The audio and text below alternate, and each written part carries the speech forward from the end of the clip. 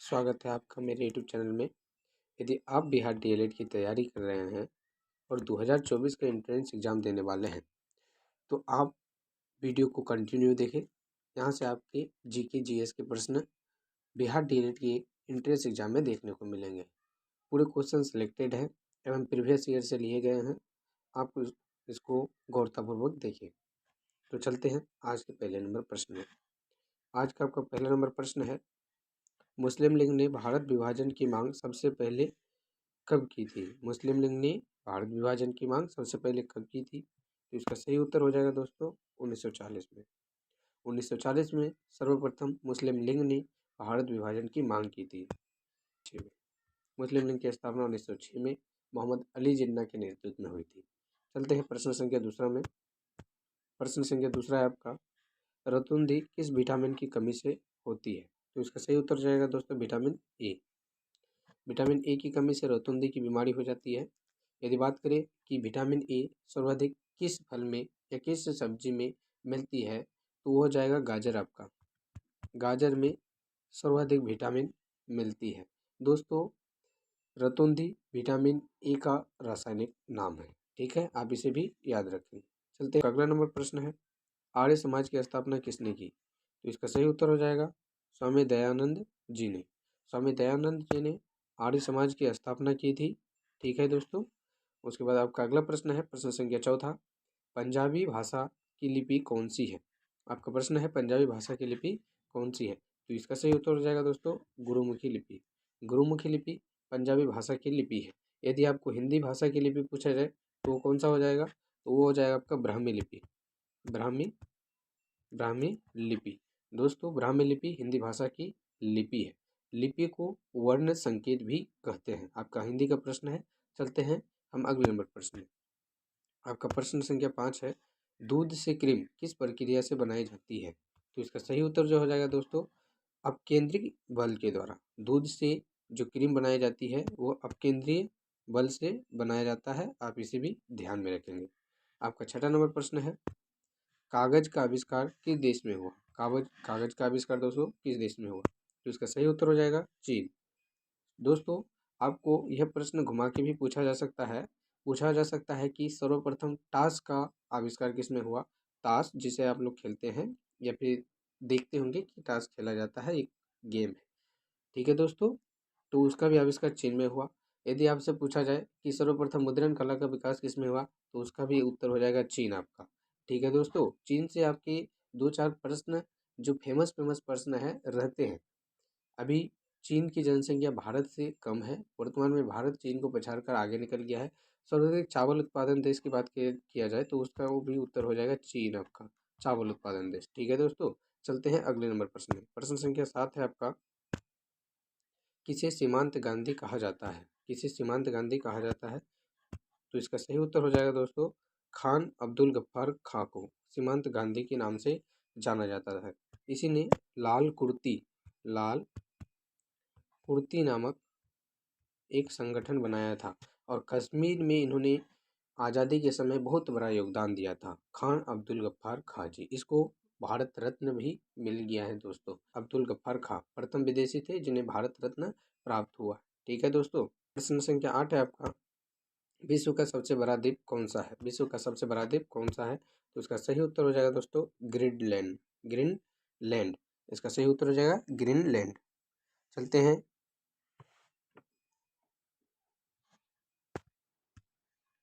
आपका अगला नंबर प्रश्न है दोस्तों, काली मिट्टी किस फसल के लिए सर्वाधिक उपयुक्त है? काली मिट्टी किस फसल के लिए सर्वाधिक उपयुक्त है? तो इसका उत्तर हो जाएगा कपास।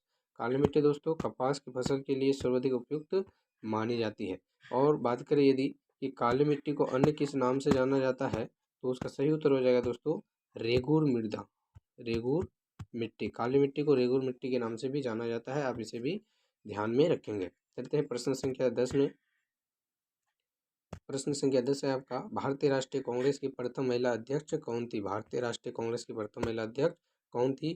तो इसका अगर सही उत्तर की बात करें तो एनी बेसेंट हो जाएगा आपको। भारत की प्रथम महिला कांग्रेस की अध्यक्ष बनने वाली भारत की प्रथम महिला अध्यक्ष दोस्तों। लेकिन आपसे प्रश्न में अगर घुमा के पूछ लिया जाए कि भारतीय राष्ट्रीय कांग्रेस की प्रथम भारतीय महिला कौन थी? प्रथम भारतीय महिला कौन थी? तो उसका उत्तर हो जाएगा दोस्तों सरोजनी नायडू। सरोजनी सरोजनी नायडू। सरोजनी नायडू उसका सही उत्तर हो जाएगा। ठीक है दोस्तों, चलते हैं प्रश्न संख्या 11 में। प्रश्न संख्या 11 है आपका, प्रश्न संख्या 11 है आपका, कौन सा विदेशी आक्रमणकारी कोहिनूर हीरा, कौन सा विदेशी आक्रमणकारी कोहिनूर हीरा एवं मयूर सिंहासन लूट कर अपने साथ ले गया? तो इसका सही उत्तर हो जाएगा दोस्तों नादिर शाह। इसका सही उत्तर हो जाएगा दोस्तों नादिर शाह अपने साथ कोहिनूर हीरा तो ले ही गया, साथ ही साथ मयूर सिंहासन को भी अपने साथ ले गया। दोस्तों यदि बात करें कि मोर सिंहासन यानी मयूर सिंहासन किसने बनवाया था, तो उसका सही मयूर सिंहासन को शाहजहां ने बनवाया था। ठीक है दोस्तों, चलते अगले नंबर प्रश्न में। आपका प्रश्न संख्या 12 है, भारत में पुरानी पर्वत श्रृंखला कौन सी है? भारत में पुरानी पर्वत श्रृंखला कौन सी है? तो इसका सही उत्तर हो जाएगा दोस्तों अरावली। अरावली पर्वत श्रृंखला भारत की पुरानी पर्वत श्रृंखला है। ठीक है दोस्तों, प्रश्न संख्या 13 है आपका, धरती के तल का लगभग कितने प्रतिशत पानी है? धरती के तल का लगभग कितना प्रतिशत पानी है? तो इसका लगभग 71% दोस्तों जल से आच्छादित है, अर्थात भरा है। 71% जल से भरा है और 29% पर भूभाग है जिसमें हम लोग अवस्थित हैं। ये 14 है आपका, भारत की सबसे लंबी स्थलीय सीमा किस देश से लगती है? भारत की सबसे लंबी स्थलीय सीमा बांग्लादेश के साथ लगती है दोस्तों। यह आपके डीएलएड एग्जाम में कई बार पूछा जा चुका है और दोस्तों इसका सही उत्तर हो जाएगा बांग्लादेश। अगर बात करें कितने किलोमीटर लगती है, तो इसका हो जाएगा 4096 किलोमीटर। 4096 किलोमीटर भारत की सीमा बांग्लादेश के साथ लगती है और यह भारत की सबसे लंबी तटीय सीमा साझा करने वाला देश भी है। प्रश्न संख्या 15 है, प्रश्न संख्या 15 है आपका, हमारे सौरमंडल का सबसे बड़ा ग्रह कौन सा है? तो दोस्तों यदि बात करें हमारे सौरमंडल में कितने ग्रह हैं, तो 8 ग्रह हैं। ठीक है दोस्तों, उसमें सबसे बड़ा ग्रह की बात करें तो हो जाएगा आपका बृहस्पति। सबसे बड़ा ग्रह आपका बृहस्पति हो गया। यदि सबसे छोटी ग्रह की बात करें तो हो जाएगा आपका बुध, हो जाएगा आपका बुध। पृथ्वी जिसे नीला ग्रह भी कहते हैं, जिसमें हम लोग वास करते हैं दोस्तों। ठीक है, तो आप इन प्रश्नों को ध्यान में रखेंगे। शुक्र ग्रह को पृथ्वी की बहन कहा जाता है, शाम का तारा और भोर का तारा शुक्र ग्रह को ही कहा जाता है, तो आप इसे भी ध्यान में रखेंगे। ठीक है, चलते हैं प्रश्न संख्या 16 में। प्रश्न संख्या 16 है, किस नदी को बिहार का शोक कहा जाता है? दोस्तों यह क्वेश्चन बहुत इंपॉर्टेंट है, आप इसे याद रखेंगे कि बिहार का शोक जो है आपके कोसी नदी को कहते हैं। बिहार का शोक किस नदी को कहते हैं? तो कोसी नदी इसका सही उत्तर हो जाएगा। चलते प्रश्न संख्या 17 में। प्रश्न संख्या 17 है, गैस सिलेंडरों से गैस लीकेज का पता लगाने के लिए गैस सिलेंडर से गैस लीकेज का पता लगाने के लिए उसमें किस गंध युक्त पदार्थ को मिलाया जाता है? तो इसका सही उत्तर हो जाएगा दोस्तों इथाइल मरकेप्टन। इथाइल मरकेप्टन। दोस्तों गैस का कोई अपना जो है ऐसा गंध नहीं होता है जिसके कारण वो दूसरे को महसूस हो, इसलिए उसके लीकेज का पता लगाने के लिए हम लोग उसमें इथाइल मरकेप्टन यूज करते हैं, मिला देते हैं, ताकि जब भी कोई लीकेज हो तो उसका दूर दूर तक पता चल जाए। ठीक है दोस्तों, और कोई घटना से बच जाए, घटना ना होने पाए। ठीक है, चलते हैं अगले नंबर प्रश्न में। प्रश्न संख्या 18 है आपका, वायुमंडल में सबसे अधिक किस गैस का प्रतिशत है? वायुमंडल में सबसे अधिक किस गैस का प्रतिशत है? तो इसका सही उत्तर हो जाएगा दोस्तों नाइट्रोजन। नाइट्रोजन इसका सही उत्तर हो जाएगा दोस्तों। तो बात करें कितनी प्रतिशत है, तो नाइट्रोजन हमारे वायुमंडल में 78% है। 78% नाइट्रोजन है, 21% लगभग ऑक्सीजन है और 0.03% 0.03% हमारे कार्बन डाइऑक्साइड है। ठीक है दोस्तों, आशा है कि आपको समझ में आया होगा। 78% आपका नाइट्रोजन है, 21% आपका ऑक्सीजन है और 0.03% आपका कार्बन डाइऑक्साइड है। ठीक है, चलते हैं अगले नंबर प्रश्न में। प्रश्न संख्या 19 है, कोणार्क का सूर्य मंदिर किस राज्य में स्थित है? कोणार्क का सूर्य मंदिर किस राज्य में स्थित है? तो इसका सही उत्तर हो जाएगा दोस्तों उड़ीसा में। कोणार्क का सूर्य मंदिर उड़ीसा में स्थित है। चलते प्रश्न संख्या 20 में। प्रश्न संख्या 20 है आपका, किस देश से अलग होकर वर्ष 1971 में बांग्लादेश का निर्माण हुआ? तो दोस्तों इसका सही उत्तर हो जाएगा पाकिस्तान। दोस्तों हालांकि बांग्लादेश भारत का कभी अंग हुआ करता था, परंतु इस प्रश्न की अगर बात करें तो इसका हो जाएगा पाकिस्तान, क्योंकि पाकिस्तान से ही अलग होकर बांग्लादेश एक अलग राज्य बना, न कि भारत से। भारत से अलग होकर पाकिस्तान एक अलग बना, कब बना? तो 14 अगस्त 1947 को, 14 अगस्त 1947 को पाकिस्तान एक अलग देश बना। फिर उससे विभाजित होकर 1971 में बांग्लादेश एक अलग राज्य बन गया दोस्तों, ठीक है, अलग राष्ट्र बन गया। तो इसका सही उत्तर हो जाएगा पाकिस्तान। भारत से पाकिस्तान बना और पाकिस्तान से बांग्लादेश का निर्माण हो गया। चलते हैं अगले नंबर प्रश्न में। प्रश्न संख्या 11 है और डीएलएड की दृष्टि और अदर कॉम्पिटेटिव एग्जाम की दृष्टि से क्वेश्चन महत्वपूर्ण है। प्रश्न क्या है? कंप्यूटर भाषा में www का क्या अर्थ होता है? आप भी कोई भी लिंक टाइप करते होंगे तो उसमें www आ जाता होगा, तो इसका क्या तात्पर्य है, इसका क्या अर्थ है? तो इसका अर्थ जो है दोस्तों वर्ल्ड वाइड वेब है, वर्ल्ड वाइड वेब। अगर बात करें www की खोजकर्ता कौन है, तो इसके सही उत्तर हो जाएंगे टी बर्नस ली। टी बर्नस ली, तो इसके सही उत्तर हो जाएंगे टी बर्नस ली। www का अर्थ है वर्ल्ड वाइड वेब। चलते हैं प्रश्न संख्या 22 में।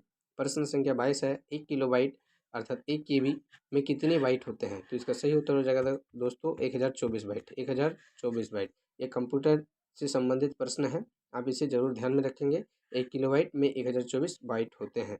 चलते प्रश्न संख्या 23 में।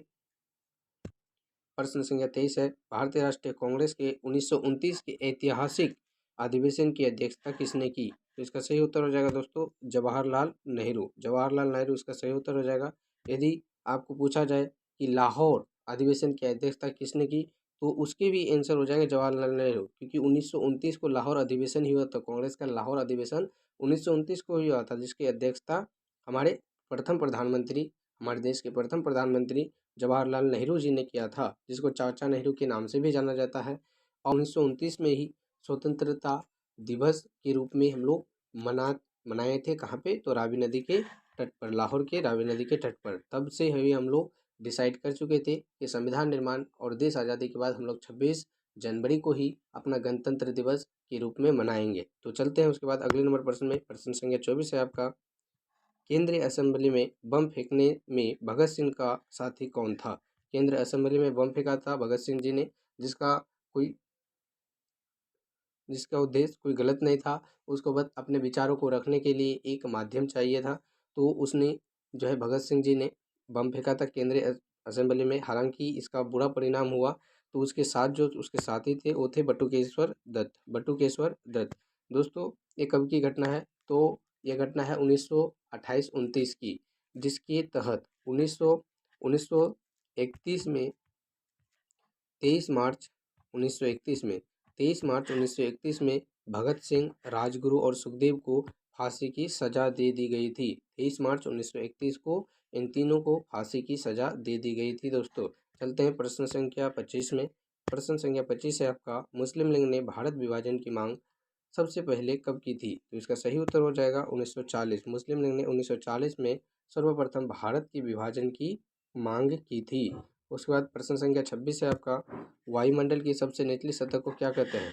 तो वायुमंडल की सबसे निचली सतह को क्षोभ मंडल कहते हैं दोस्तों। वायुमंडल की सबसे निचली सतह को क्षोभ मंडल कहते हैं। और सभी वायुमंडलीय परिघटनाएं क्षोभ मंडल में ही संपादित होती है, क्योंकि यहीं पेड़ पौधे हैं, ऑक्सीजन यही है और हवा भी ज़्यादातर क्षोभ मंडल में ही उत्पन्न होते हैं। इसलिए सभी वायुमंडलीय परिघटनाएं जैसे मौसम का बदलना, हवा, वायु, तूफान आदि ये क्षोभ मंडल में ही संपन्न होती है, ठीक है।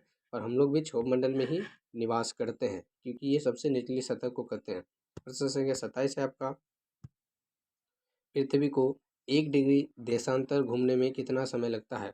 तो इसका सही उत्तर हो जाएगा 4 मिनट। पृथ्वी को 1 डिग्री देशांतर घूमने के लिए 4 मिनट का समय लगता है।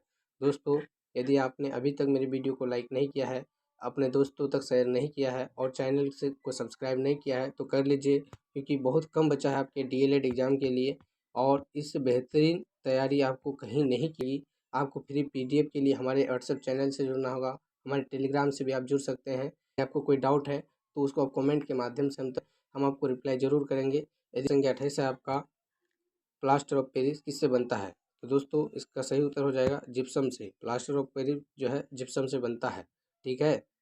जो दोस्तों अगर किसी का हाथ टूट जाता है, पैर टूट जाता है, तो उसमें प्लास्टर ऑफ पेरिस का ही यूज करते हैं, जो जिप्सम का बना होता है। चलते हैं प्रश्न संख्या 29 में। प्रश्न संख्या 29 है, मछलियाँ किसकी सहायता से सांस लेती है? मछलियाँ किसकी सहायता से सांस लेती है? इसका सही उत्तर हो जाएगा गल्फरों से। मछलियाँ जो गल्फरों की सहायता से सांस लेती है दोस्तों। उसके बाद प्रश्न संख्या 30 है आपका, हरे पौधे द्वारा भोजन बनाने की क्रिया क्या कहलाती है? तो फोटोसिंथेसिस अर्थात प्रकाश संश्लेषण, प्रकाश संश्लेषण कहलाती है दोस्तों। प्रकाश संश्लेषण के लिए कितने माध्यमों की आवश्यकता, कितनी चीज़ों की आवश्यकता पड़ती है? तो उसका सही उत्तर हो जाएगा 4। कौन कौन से चीज़ है वो? तो दोस्तों हम बता दें कि प्रकाश संश्लेषण के लिए आपके जल का होना जरूरी है, H2O। प्रकाश संश्लेषण के लिए आपके सूर्य के प्रकाश का होना जरूरी है, ठीक है दोस्तों। प्रकाश संश्लेषण के लिए आपको क्लोरोफिल का होना जरूरी है, क्लोरोफिल। उसके बाद चौथा चीज़ क्या है दोस्तों? चौथा चीज़ है कार्बन डाइऑक्साइड अर्थात CO2। ये चारों चीज़ होना बहुत ही अनिवार्य है। कौन कौन से? जल, सूर्य का प्रकाश, क्लोरोफिल और कार्बन डाइऑक्साइड। तभी आपके प्रकाश संश्लेषण की क्रिया संपन्न हो पाएगी। सभी हरे पौधे प्रकाशन की प्रक्रिया द्वारा ही भोजन प्राप्त करते हैं। उसके बाद अगला प्रश्न है आपका, जो कि बहुत इंपॉर्टेंट है। रिजर्व बैंक ऑफ इंडिया की मुख्यालय जो है कहाँ पे है? रिजर्व बैंक ऑफ इंडिया की मुख्यालय जो है दोस्तों, यह है मुंबई में। यह कहाँ है? मुंबई में। बात करें यदि इसकी स्थापना की, तो इसकी स्थापना 1 अप्रैल 1935 में हुआ था। 1 अप्रैल 1935 में हुआ था दोस्तों। आप इसे अच्छे से याद रखेंगे। यदि इसके राष्ट्रीयकरण की बात करें तो 1949 में इसका राष्ट्रीयकरण हो गया था। 1949 में इसका राष्ट्रीयकरण हो गया था। यदि आपको PDF चाहिए तो आप कमेंट के माध्यम से या हमारे व्हाट्सएप चैनल और टेलीग्राम चैनल के माध्यम से उससे जुड़ के ले सकते हैं। अगला नंबर प्रश्न है, पोगल किस राज्य का त्योहार है?